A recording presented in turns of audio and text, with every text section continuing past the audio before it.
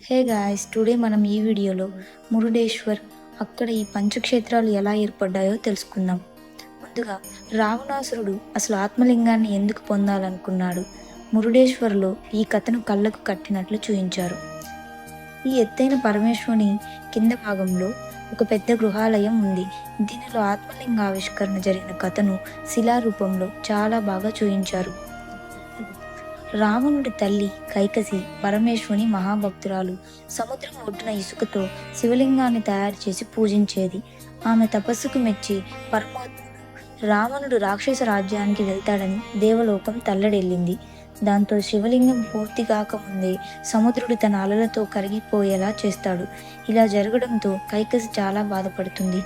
తల్లి బాధపడుతున్నట్లు చూసిన రావణుడు శివుని గుండెల్లో ఉన్న ఆత్మలింగాన్ని తీసుకొస్తానని తల్లికి మాట ఇస్తాడు. అప్పుడు రావణుడు పరమేశ్వరుని కోసం ఘోర తపస్సు చేస్తాడు.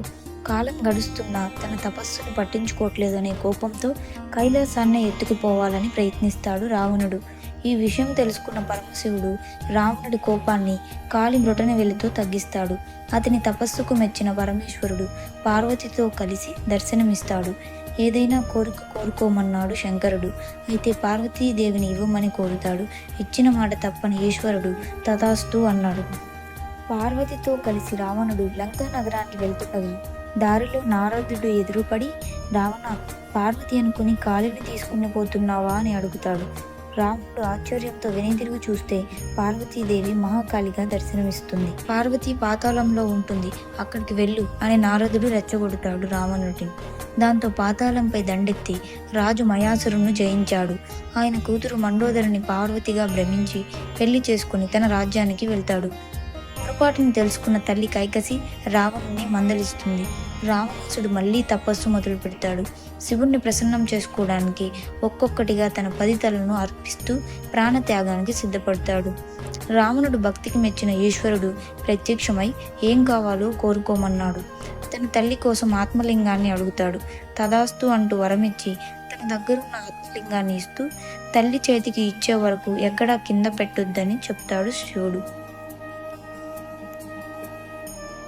విషయం తెలుసుకున్న నారదుడు వినాయకుని దగ్గరికి వెళ్ళి ఆత్మలింగం లంకకు చేరితే అంతా అరిష్టం అని చెప్తాడు. దాంతో వినాయకుడు బాలుని రూపంలో రావణుని దగ్గరికి వెళ్తాడు. సంధ్యా సమయం అయ్యింది. సంధ్యావందనం చేసుకోవడానికి ఆత్మలింగాన్ని కింద పెట్టకుండా ఆ బాలుని పిలిచి సంధ్యావందనం చేసుకుని వస్తాను, అప్పటి వరకు ఈ ఆత్మలింగాన్ని కింద పెట్టొద్దు అని చెప్తాడు రావణుడు. దానికి వినాయకుడు 3 సార్లు పిలుస్తాను, రాకుంటే కింద పెట్టేసి పోతాను అని షరతు పెడతాడు. చెప్పినట్టుగానే 3 సార్లు పిలిచి ఆ లింగాన్ని అక్కడే కింద పెడతాడు. క్షణాల్లో తనకిచ్చిన వరం నేలపాలు కావడంతో కోపంతో రగిలిపోయాడు రావణుడు. లింగాన్ని పెకిలించడానికి ప్రయత్నిస్తాడు. అది సాధ్యపడదు. చివరికి లింగాన్ని ముక్కలు ముక్కలుగా చేయడానికి ప్రయత్నిస్తాడు.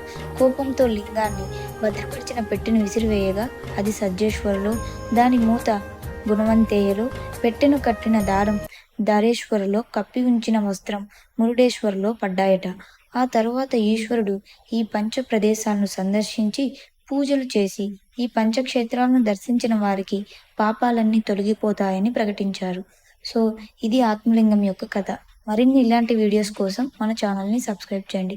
Thanks for watching.